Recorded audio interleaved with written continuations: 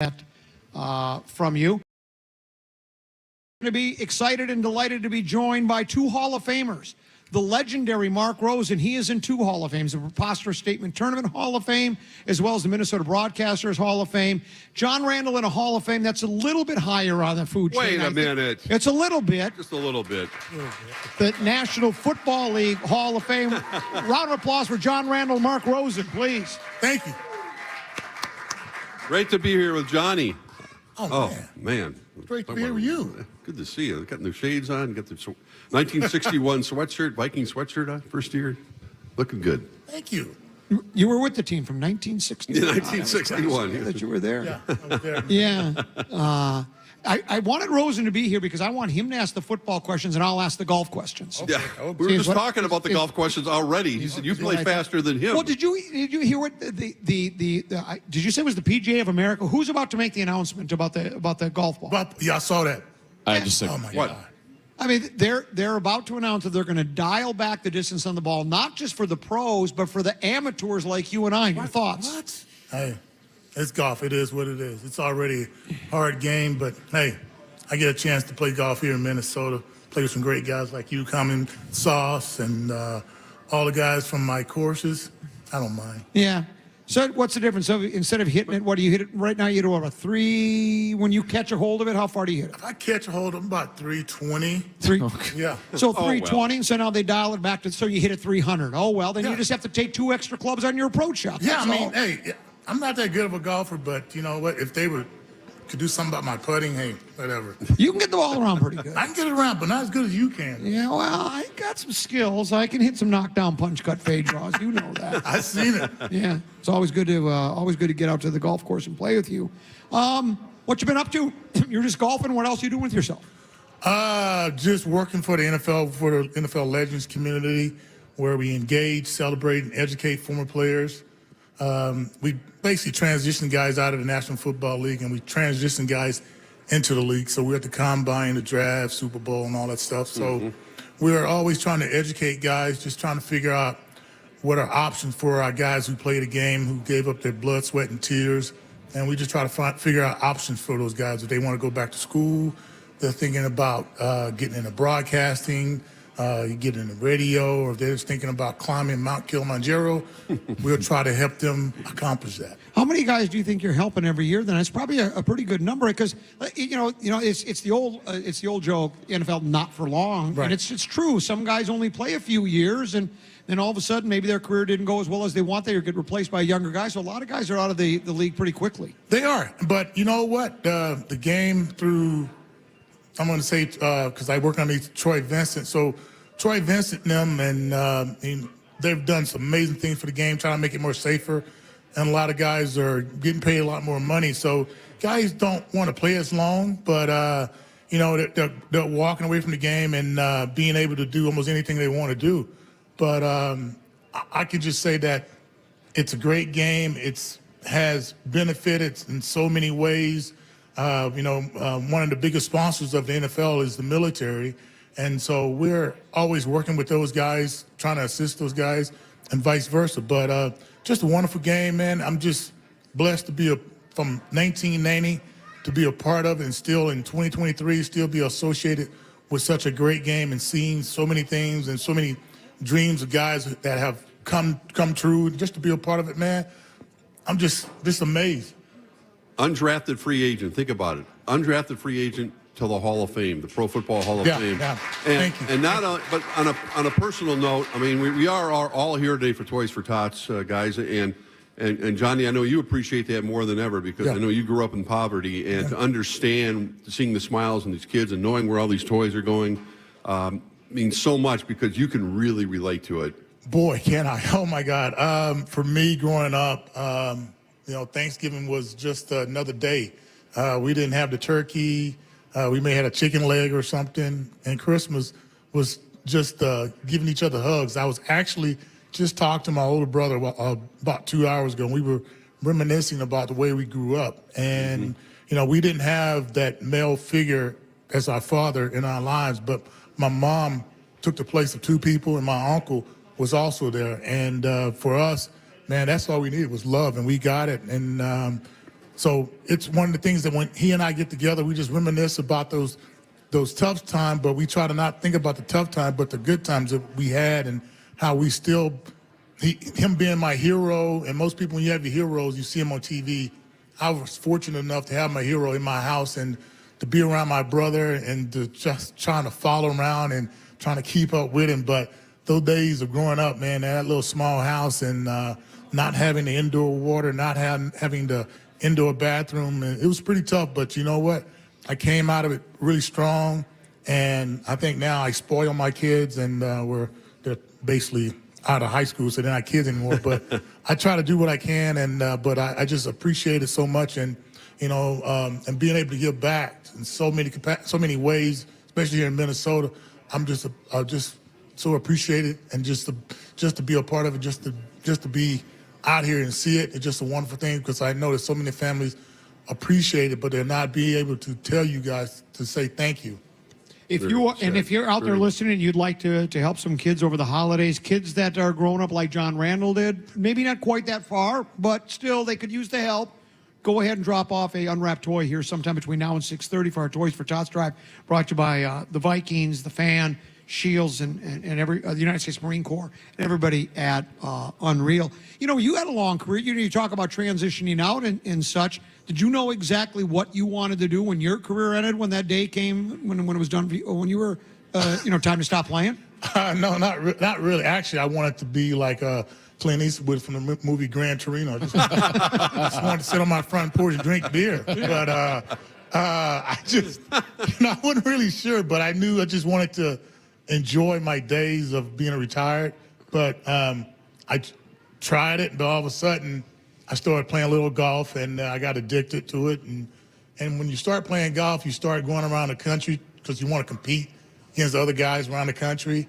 And I just started running into the guys who weren't doing so well, and hearing their stories, writing the information down, trying to figure out how to help those guys. And that's how I got back into working for the National Football League. But when you give your blood, sweat, and tears out there, and I did for 14 years, man, I used to get tired, and I look up in the stands, and I see the fans, and they just push me and push me and push me to the point for 14 years. I'm like, I just can't do it anymore. It wasn't physically, but mentally, I was just drained. I just couldn't do it anymore. How did you come out of the league physically then? Are you in pretty good shape, or do you have your aches and pains and your issues? I don't really have much pains physically, but mentally, 98 seasons still in my head. Oh. But overall, no, I'm pretty good. I still work out every morning. I enjoy working out. I like getting up at 5:30, getting that workout in the winter. But in the summer, it's nothing like walking a golf course for 18 holes. Yeah. And smoking a stogie, man, and just looking around going, you can't beat Minnesota in the summer. Yeah. You can't beat it. That's for sure. What do you think of the Vikings this year? It's been a strange season. They start out, late last year, the 13-4 run, disappointing loss to the Giants. Come back almost, I suppose, like the Vikings. I'd mentioned this to Josh Metellus. It was the 2009, they lost the NFC Championship game. Unfinished business was the next year. Sure, they're thinking the same thing this year, and they get off to an 0-3 start, 1-4. But then they go on a nice 5-game winning streak and lost another, but now they've lost 2 in a row. It's been a season of ups and downs for the It has. It's been a little tough one, but you know what? You got to stay with it. And, you can see from teams that all of a sudden weren't looking good, and all of a sudden 2 or 3 years later, everything just turns around. And, for us, with Cousin getting hurt and Dobbs coming in, it's still got some game. We still got to play Green Bay. I don't know about the rest of you, but I don't like losing to Green Bay, baby. I don't think there's anybody that likes Thank you. So I'm looking at it, we still got to play Green Bay. We still got to kick their you-know-what. And so not giving up on it. I got my buddies all over the country, Thurman Thomas, Bruce Smith, oh, my God, all the guys, Warren Sapp, that, man, we're always talking about. We're not playing, but we're talking about our teams. And they know that I always bleed purple, and I'm always rooting on my Vikings, not doubting them, just believing we're going to make it, not giving up. You talk about going into the Hall of Fame, and among those you went into the Hall of Fame where I can't even comprehend what must have gone through your mind. Jerry Rice and Emmitt Smith, is that correct? Yes. Sitting on the podium that day in Canton, Ohio. What was that day like? It was pretty funny because Emmitt and Jerry, we all played golf together, and we had Ricky Jackson there with us, and Ricky, we call him Pretty Ricky. I don't know why, because he's not pretty at all. But Ricky Jackson, this interesting story happened before we did the enshrinement. He was sitting there and he was talking about what he was going to say, and Deacon Jones comes up, and Deacon says, he looks at Ricky, he goes, "Where's your speech?" And Ricky goes, "It's up here." He goes, "Where?" "It's up here." Pointing to his head. Yeah, and he's like, "Dude," he didn't say dude, but he goes, "Man, you gonna forget that." And Ricky got upset. Man, he was getting ready to fight Deacon Jones. I'm like, "Hey, man, you getting ready to fight Deacon Jones? You better settle down." Yeah. But Ricky, man, he was telling us that I got this speech all laid out. You guys are gonna love it. Man, I'm gonna do this, I'm gonna do that. And I'm like, "Ricky, I'm gonna tell you right now, no one cares what you gotta say. We got Jerry Rice and Emmitt Smith. I could get up there and go blah, blah, blah, blah, blah, blah, blah, blah, blah." They wouldn't care. But Ricky got up there, man. He started talking about he got fresh vegetables and fresh vegetables, fresh water, fresh water, fresh water. I said, man, he forgot what he wanted. So he gets done. He comes down and sit by me. He goes, "What do you think?" I said, "It was interesting." Yeah. But no, being up there with Emmett and Jerry and, getting to know him so much more than as an opponent, but friends, and exchanging numbers and seeing Emmett's number pop up on my phone, man, that's one of the coolest things ever, man. Yeah. I think I know the answer to this, but I'm going to ask you anyways.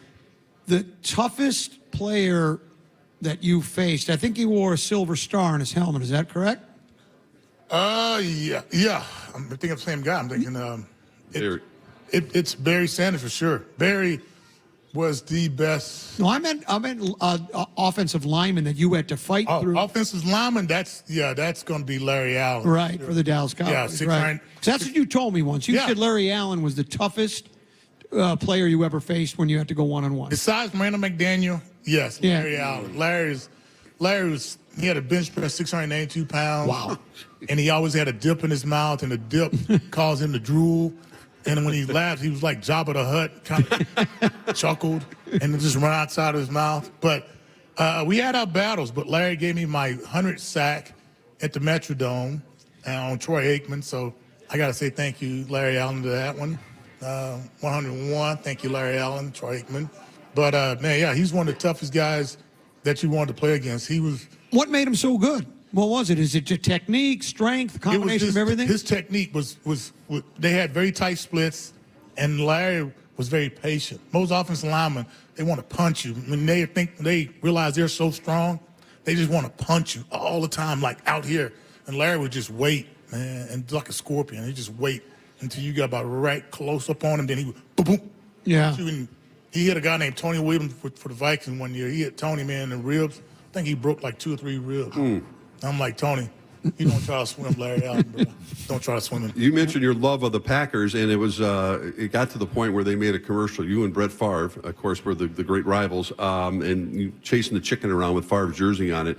How real was that rivalry with you and Brett, and that relationship when you were playing against each other? Oh my God, that was real because the Packers had a center named Frank Winters, and Frank works with me at the NFL office, and Frank was this guy he played at Green Bay, but he had this New York, Chicago accent voice that was always whining like, "Hey, you're not getting over here. You're not getting over here." So Frankie, he just kind of elevated everything, and Brett was just smiled about it.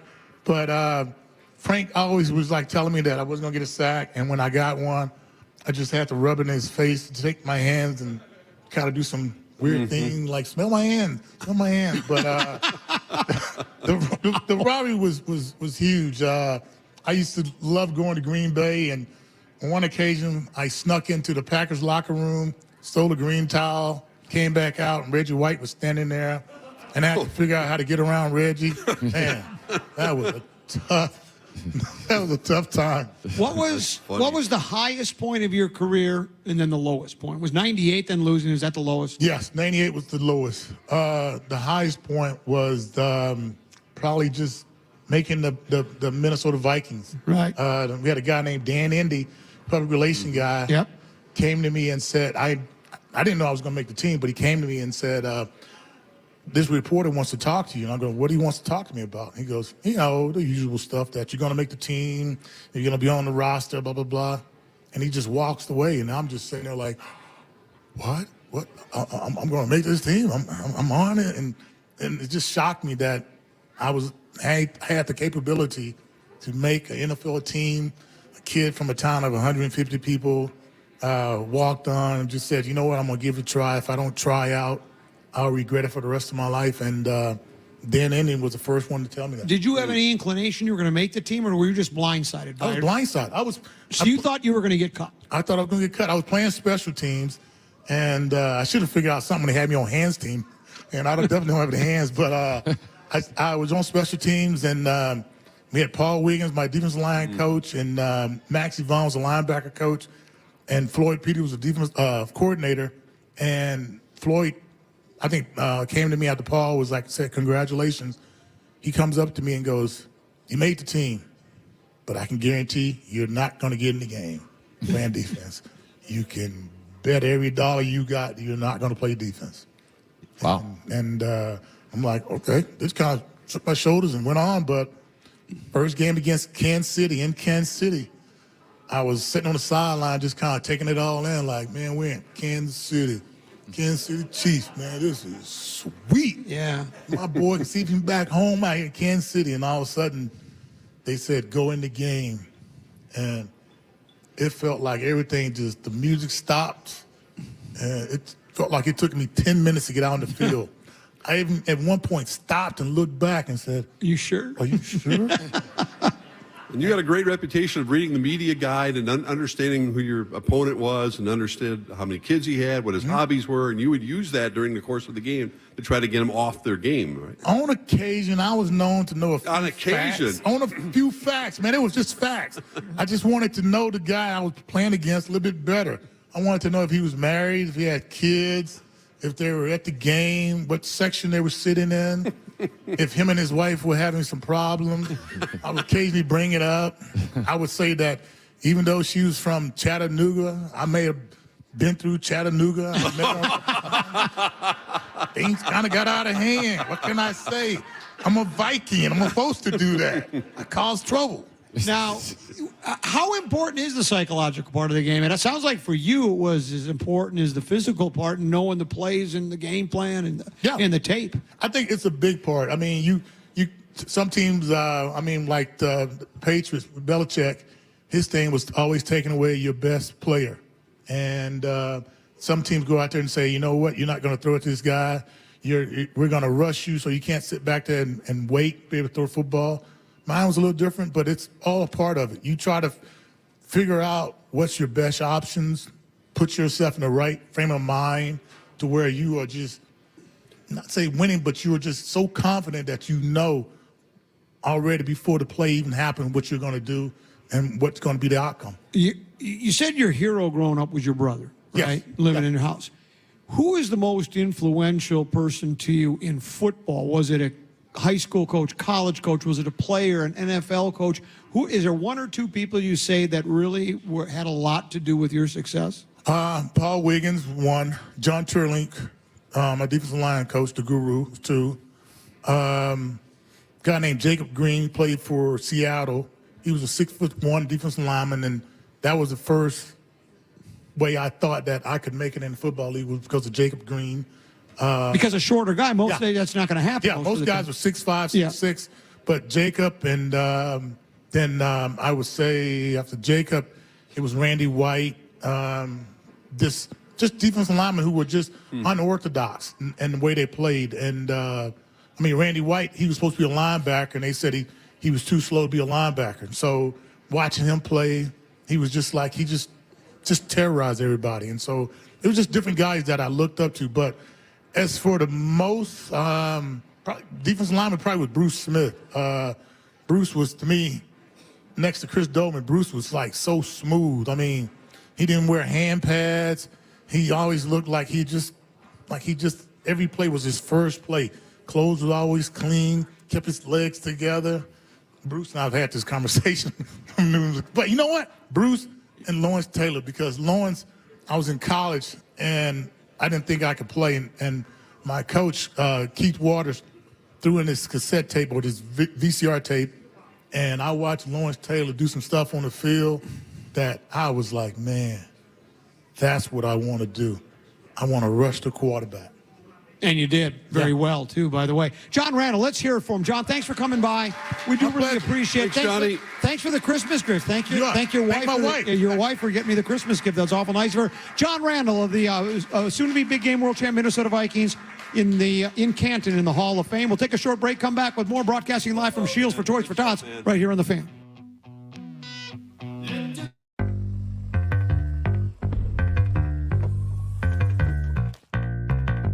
Shooter, how does it feel to be the only one out here today not wearing Unreal? That's funny. Yeah, it seems to be everyone's wearing Unreal. Maybe they're getting a couple strokes off their scorecard or something. Over here. Excuse me, I gotta go hit the 19th hole.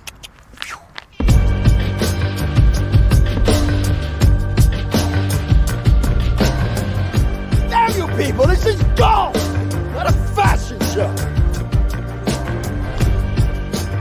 Unreal.